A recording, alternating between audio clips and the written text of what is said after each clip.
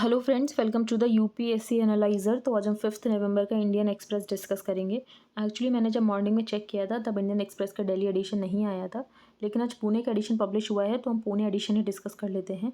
यहाँ पर एक नोटिस भी पब्लिश हुआ है, तो we are close today and tomorrow there will be no edition of Indian Express on Saturday and Sunday.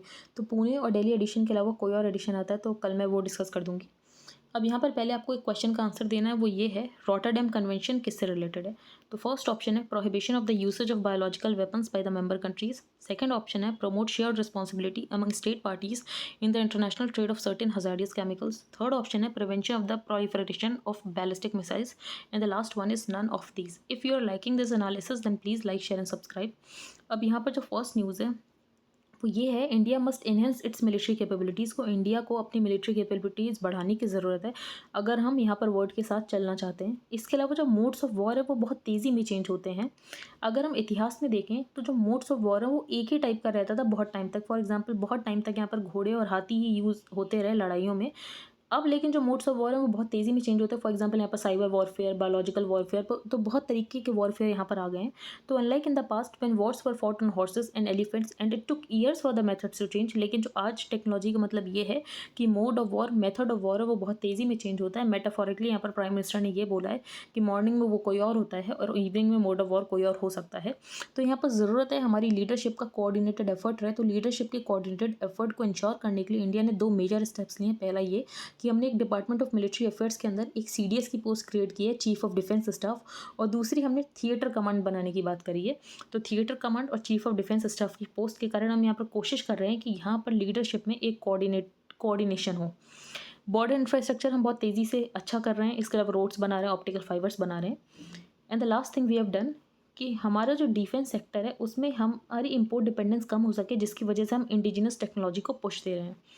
Second जो न्यूज़ है, यूनाइटेड स्टेट्स की रिपोर्ट से ये पता चला है जो लाइन ऑफ एक्चुअल कंट्रोल है चाइना उसको रीड्रॉ करने की कोशिश कर रहा है। चाइना चाह रहा है कि वो हमारा एरिया थोड़ा सा ले ले। तो चाइना यहाँ पर सलामी स्लाइसिंग का तो यूज़ करता ही है, थोड़ा थोड़ा एरिया करके बहुत ज़्यादा एरिया ले लेता है। तो the United States report confirms Chinese attempt to redraw the line of actual control. तो यहाँ पर जो चाइना है वो कोशिश कर रहा है लाइन ऑफ एक्चुअल कंट्रोल को रीड्रॉ कर सके।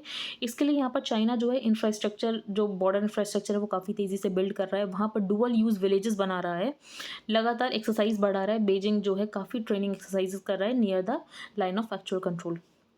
इसके अलावा इंडिया और चाइना में जो नेगोशिएशंस है वो बहुत हल्के हल्के आगे बढ़ रहे हैं। काफ़ी स्लोली जो हमारा ये स्टैंड ऑफ है वो रिजॉल्व हो रहा है। यहाँ पर जो चाइना है वो अपनी क्लेम्स को प्रेस करने की कोशिश कर रहा है कि उसकी क्लेम्स इंडिया मान ले। डुअल यूज़ विलेजेस बना रहा है। तो बेसिकली अभी तो वहाँ पर सिविलियन रह रहे हैं, लेकिन कल को अगर कोई वॉर हो जाती है तो जो चाइना के मिलिट्री पर्सोनल है वो उन विलेजेस को यूज़ कर सकें। आगे चलते हैं। China has attempted to blame India. इसके अलावा जो चाइना है वो इंडिया को ब्लेम कर रहा है कि ये स्टैंड ऑफ इंडिया की वजह से हुआ है, क्योंकि इंडिया बॉर्डर इंफ्रास्ट्रक्चर बिल्ड कर रहा था, उसकी वजह से चाइना ने अपने यहाँ पर ट्रूप्स डिप्लॉय किए हैं। और बीजिंग ने अपने फोर्सेस को हटाने से मना कर दिया। उसका ये कहना है कि जब तक हम चाइना का वर्जन ऑफ एलएसी नहीं मान लेते हैं तब तक वो वहाँ से अपने फोर्सेस को नहीं हटाएगा। इसके अलावा चाइना का ये भी कहना है जो इंडिया है वो यूएस की पॉलिसी का सिर्फ एक इंस्ट्रूमेंट बन के रह गया है। इसके अलावा चाइना ने एक ऑप्टिकल फाइबर नेटवर्क बना रखा है वेस्टर्न हिमालयाज़ में, ताकि वो जल्द से जल्द कम्युनिकेट कर सके अगर कोई प्रॉब्लम होती है। जो चाइना का डिफेंस बजट है वो 209 बिलियन यूएस डॉलर है। अगर इंडिया से कंपेयर किया जाए तो इंडिया का सिर्फ 64.8 बिलियन यूएस डॉलर है। तो चाइना यहाँ पर डिफेंस में बहुत ज़्यादा खर्च कर रहा है और चाइना पूरी तरीके से तैयार है कि अगर ये जो स्टैंड ऑफ है, अगर इसका एस्केलेशन हो जाता है तो वो पूरी तरीके से इसके लिए प्रिपेयर है। बाकी यहाँ पर गोल्ड किसके पास कितना है वो हम देख लेते हैं। तो सबसे ज़्यादा यहाँ पर गोल्ड के होल्डिंग्स हैं यूएसए की सेंट्रल बैंक के पास, तो लगभग 8,133 टन हैं। उसके बाद यहाँ पर थर्ड नंबर पे आईएमएफ आता है, लेकिन इस लिस्ट पर आईएमएफ मेंशन नहीं है क्योंकि यहाँ पर कंट्रीज़ मेंशन है। तो ये आपको पता होना चाहिए। गोल्ड अब इंपॉर्टेंट नहीं होते, कोई डायरेक्ट रोल नहीं होता इंटरनेशनल मॉनेटरी सिस्टम में, लेकिन उसके बाद भी जो सेंट्रल बैंक्स और गवर्नमेंट्स हैं वो उसके बाद भी गोल्ड की कुछ होल्डिंग्स अपने पास रखती हैं। आगे हम चलते हैं। अब यहाँ पर श्रीनगर शारजा जो फ़्लाइट है, बेसिकली श्रीनगर से यूएई की फ़्लाइट थी, तो यहाँ पर पाकिस्तान ने उसका एयर स्पेस यूज़ करने से मना कर दिया। पाकिस्तान ने अपना एयर स्पेस डिनाई कर दिया, जिसकी वजह से इस फ्लाइट को रीराउट करके जाना पड़ रहा है। उसकी वजह से जो 40 मिनट्स का टाइम है वो बढ़ गया है। तो यहाँ पर हम पाकिस्तान से बात करें, अब पाकिस्तान डिप्लोमेटिक बार्गेनिंग के लिए ये सारी चीज़ें करता है कि वो अपने एयर स्पेस को भी कैसे डिप्लोमेटिकली यूज़ कर सकें। अब यहाँ पर जो नेक्स्ट न्यूज़ है, सुप्रीम कोर्ट जज flags delay in bail order reaching jails. अब आपने आर्यन खान का केस सुना होगा। तो जिस दिन बॉम्बे हाई कोर्ट ने उसे बेल दी उसके बाद भी वो जेल से रिहा नहीं हो पाया, क्योंकि जो यहाँ पर ऑर्डर्स की फिजिकल कॉपी थी वो जेल अथॉरिटीज़ तक नहीं पहुँच पाई। तो एक इंपॉर्टेंट पॉइंट ये होता है कि जेल अथॉरिटीज़ तक जब तक कॉपी नहीं पहुँचती है तब तक यहाँ पर कैदी को रिहा नहीं किया जाता है। तो इससे क्या होता है, इंसान को बेल मिलने में टाइम लगता है और यहाँ पर उसकी लिबर्टी का वायलेशन हो रहा है। तो यहाँ पर क्या किया जा सकता है, यहाँ पर ई ऑर्डर जो है वो जल्द से जल्द यहाँ पर जेल अथॉरिटीज़ तक पहुँचाए जा सकते हैं। और इसके लिए ज़रूरत है कि जो भी रिकॉर्ड्स हैं, कोर्ट के रिकॉर्ड्स, उनको यहाँ पर इलेक्ट्रॉनिकली ट्रांसमिट किया जा सके। तो सुप्रीम कोर्ट जज Justice DY. Chandrachud has flagged the issue of delay in communicating bail orders. तो यहाँ पर जो बेल ऑर्डर्स होते हैं उनके कम्युनिकेशन में डिले होता है, जिसकी वजह से जो लोगों की यहाँ पर लिबर्टी है वो वायलेट होती है। तो इसके लिए एक ई कोर्ट्स का प्रोजेक्ट भी चल रहा है, उसके बारे में हम एक्सप्लेन सेक्शन में डिस्कस में पढ़ेंगे। तो बेसिकली एक आर्टिकल आया, हम आर्टिकल में पढ़ लेंगे। अब यहाँ पर ऑल इंडिया जुडिशियल सर्विस बनाने की बात की जा रही है। तो यहाँ पर सेंटर का ये कहना है कि एक ऑल इंडिया जुडिशियल सर्विस बना देते हैं जो कि एक सेंट्रल लेवल पे एग्जाम कंडक्ट करेगी और उस एग्ज़ाम के अकॉर्डिंग यहाँ पर लोअर जुडिशरी में जजेस अपॉइंट होंगे। अभी लोअर जुडिशरी में जो जजेस अपॉइंट होते हैं वो स्टेट के अरीना का काम है, स्टेट के डोमेन का काम है। तो article 233 and article 234 of the constitution of India deals with the appointment of district जजेस, और ये स्टेट के डोमेन में कि डिस्ट्रिक्ट जजेस को कैसे अपॉइंट करना है। तो यहाँ पर बेसिकली प्रोविंशियल जुडिशियल एग्जाम होता है और उसके बाद यहाँ पर हाई कोर्ट का एक पैनल बनता है जो कि इंटरव्यू करता है, और उसके बाद यहाँ पर लोअर जुडिशरी के जजेस को अपॉइंट किया जाता है। हर स्टेट का ये जो मेथड है, हर स्टेट अपना अलग अलग एग्ज़ाम कराता है। अब सेंटर का ये कहना है कि एक यहाँ पर एग्ज़ाम करा देना चाहिए और उसके बाद यहाँ पर लोअर जुडिशरी में जजेस को अपॉइंट कर देना चाहिए। स्टेट को लग रहा है कि उसकी पावर यहाँ पर छीनी जा रही है क्योंकि अब ये पूरा स्टेट का डोमेन है। अब जुडिशरी का इसमें क्या कहना है कि ऑल इंडिया जुडिशियल सर्विस होनी चाहिए या नहीं होनी चाहिए। तो जुडिशरी का बेसिक यही कहना है कि सेंट्रलाइज्ड जुडिशियल सर्विस होनी चाहिए, और ऐसा बहुत बार बोला गया। फॉर एग्जांपल यहाँ पर 1992 में बोला गया, फिर 2017 में भी बोला गया कि एक सेंट्रल सिलेक्शन मैकेनिज्म होना चाहिए। A centralized recruitment process is seen as an affront to federalism. लेकिन स्टेट्स को ये डर लग रहा है कि यहाँ पर जो सेंटर के पास ज़्यादा पावर हो जाएगी। इसके अलावा स्टेट ने कुछ इश्यूज़ भी उठाए। फॉर एग्जाम्पल ये कि कोई यहाँ पर फॉर एग्जाम्पल उत्तर प्रदेश का इंसान सेलेक्ट हो जाता है और उसको हिंदी उसकी मेन लैंग्वेज है और उसको वेस्ट बंगाल में अपॉइंट कर दिया जाता है, तो वहाँ की रीजनल लैंग्वेज में उसको प्रॉब्लम होगी।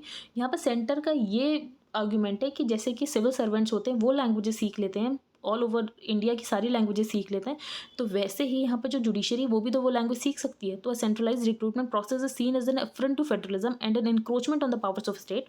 इसके अलावा इनका ये कहना है लैंग्वेज की प्रॉब्लम है, तो सेंटर ने बोला लैंग्वेज तो सीखी जा सकती है, सिविल सर्वेंट्स भी सीखते हैं तो यहाँ पर जजेस भी सीख सकते हैं।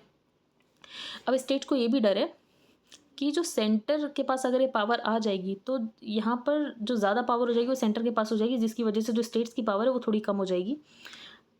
और इसके अलावा स्टेट्स की एक और ये भी प्रॉब्लम है, स्टेट्स का ये कहना है कि जो लोअर जुडिशरी में बात है उसमें प्रॉब्लम स्ट्रक्चरल इश्यूज़ हैं, जैसे कि उनकी पे कम है, उनका प्रमोशन बहुत देरी से होता है। तो ये सारी आपको प्रॉब्लम सॉल्व करने की ज़रूरत है, ना कि आप एक पूरा सेंट्रलाइज सिस्टम बना दो जजेस को अपॉइंट करने के लिए। अब सेंट्रल गवर्नमेंट ऐसा क्यों चाहती है कि एक ऑल इंडिया जुडिशियल सर्विस होनी चाहिए? वो इसीलिए ऐसा चाहती है ताकि यहाँ पर जो पेंडेंसी है वो कम हो सके, क्योंकि फिर क्या होता है स्टेट्स अपने विम्स और फैंसीज में यहाँ पर एग्जाम कंडक्ट कराता है। फॉर एग्जांपल जो यूपीएससी है वो तो हर साल होता है, लेकिन आप देख सकते हैं जो स्टेट सर्विस के एग्जाम होते हैं वो बहुत टाइम में होते हैं या फिर उनके जो रिजल्ट्स आते हैं वो बहुत देरी से आते हैं, जिसकी वजह से जो पेंडेंसी वो बहुत ज़्यादा बढ़ती चली जाती है।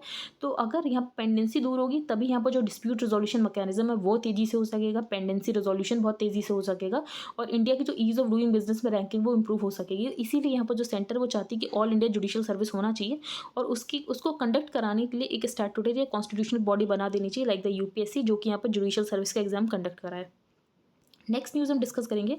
तो यहाँ पर फेसबुक ने अपना फेशियल रिकॉग्निशन सिस्टम बंद कर रहा है। अब फेशियल रिकॉग्निशन सिस्टम में प्रॉब्लम क्या थी? अब फेशियल रिकॉग्निशन सिस्टम होता क्या पहले, ये वो रियल टाइम में वर्क करता है और इंसान को आइडेंटिफाई कर सकता है bye capturing their face from a photo और अ वीडियो। तो ये मशीन लर्निंग एल्गोरिथम का यूज़ करता है, न्यूरल नेटवर्क्स को यूज़ करता है ताकि ये किसी भी इंसान को आइडेंटिफाई कर सके। अब प्रॉब्लम ये है कि ये कभी कभी गलत लोगों को आइडेंटिफाई कर लेता है, और ज़्यादातर ये गलतियाँ देखी गई हैं जब पीपल ऑफ कलर को आइडेंटिफाई करने की बात आती है, for example African American in particular.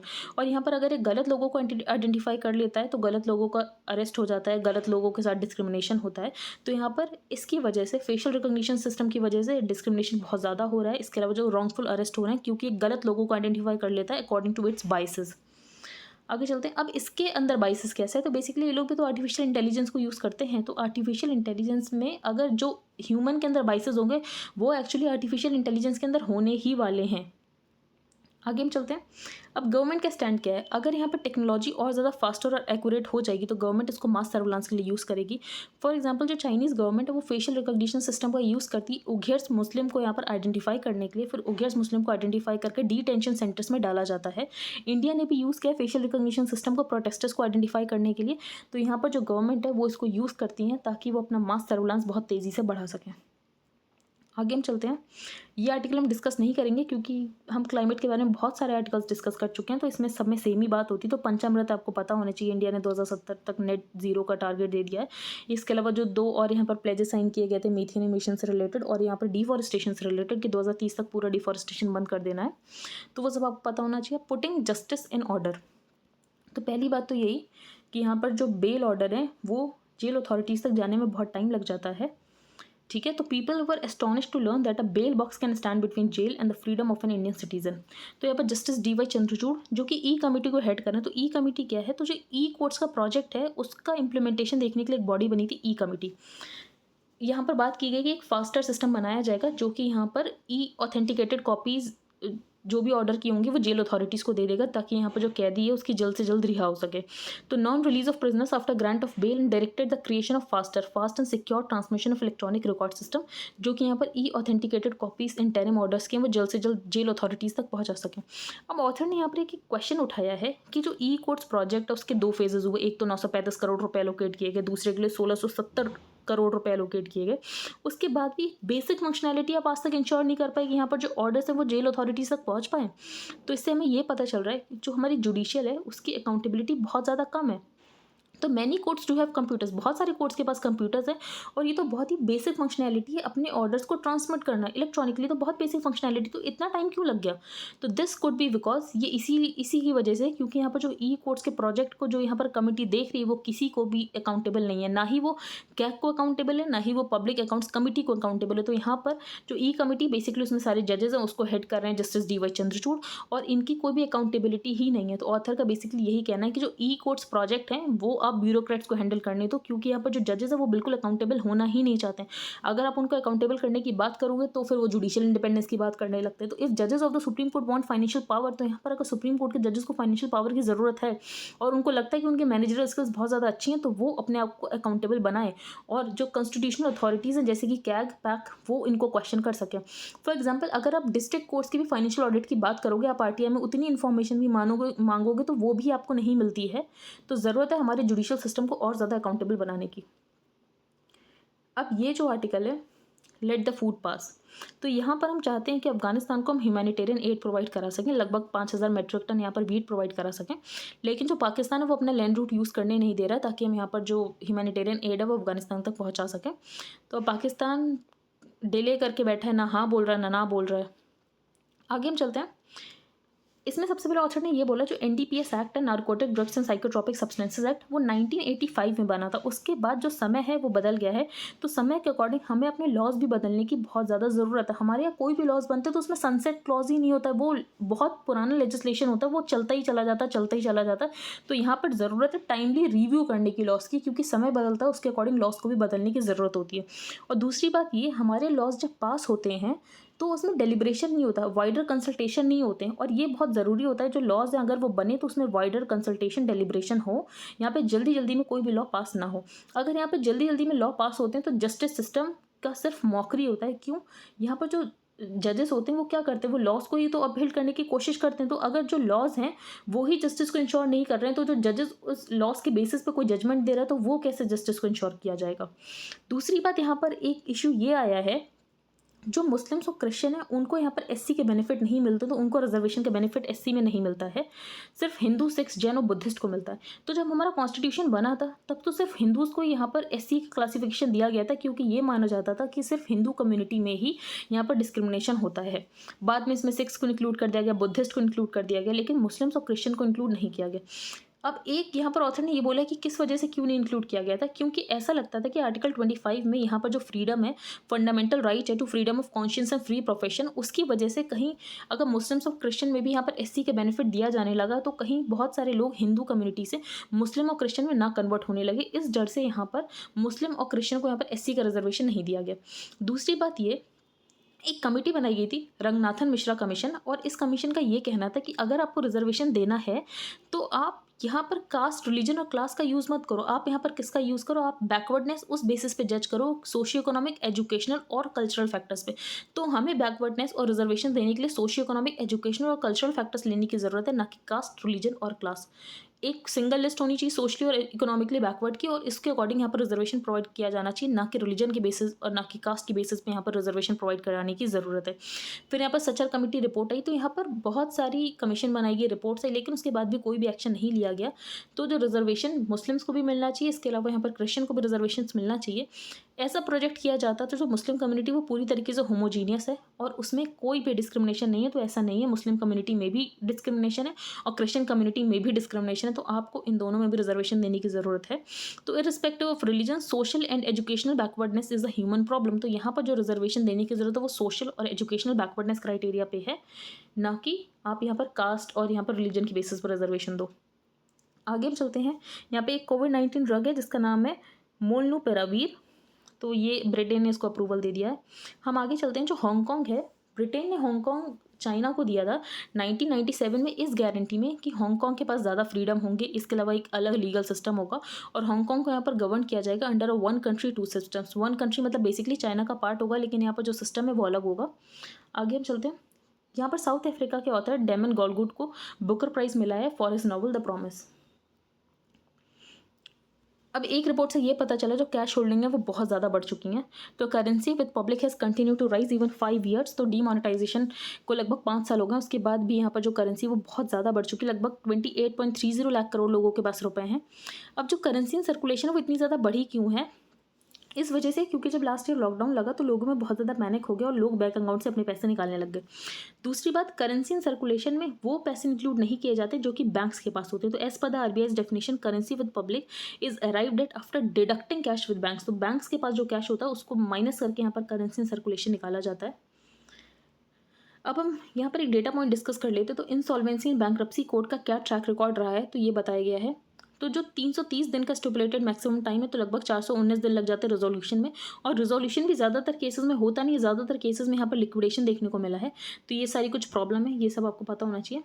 बाकी यहाँ पर यूएस ने एनएसओ ग्रुप ने जो इजरायली स्पाईवेयर बनाया था, तो उस ग्रुप को यहाँ पर ब्लैकलिस्ट कर दिया है। इसके अलावा यूएस इससे पहले भी बहुत सारी एंटिटीज़ को ब्लैकलिस्ट कर चुका है। अब ब्लैकलिस्ट करने का ये मतलब होता है वो जो एंटिटीज़ है वो अमेरिका की हार्डवेयर और सॉफ्टवेयर अब यूज़ नहीं कर सकती हैं। तो इससे पहले रशिया की एक फर्म को यहाँ पर कर दिया गया, पॉजिटिव टेक्नोलॉजीज़। इसके अलावा सिंगापुर की एक फर्म को कर दिया गया। इससे पहले हुआवाई चाइनीज़ टेक्नोलॉजी फर्म को किया गया था, जो कि 5G में काफ़ी आगे निकल रही थी। फिर यहाँ पर हांगकांग बेस्ड टेक्सटाइल मेकर एसक्विल, उसको किया गया था क्योंकि वो यहाँ पर फोर्स लेबर को यूज़ करता था अपना काम कराने के लिए। तो ये सारी कुछ प्रॉब्लम है। आई होप आपको आज के न्यूज़पेपर समझ आया हो। If you like the video then please like, share and subscribe. Thank you and have a nice day.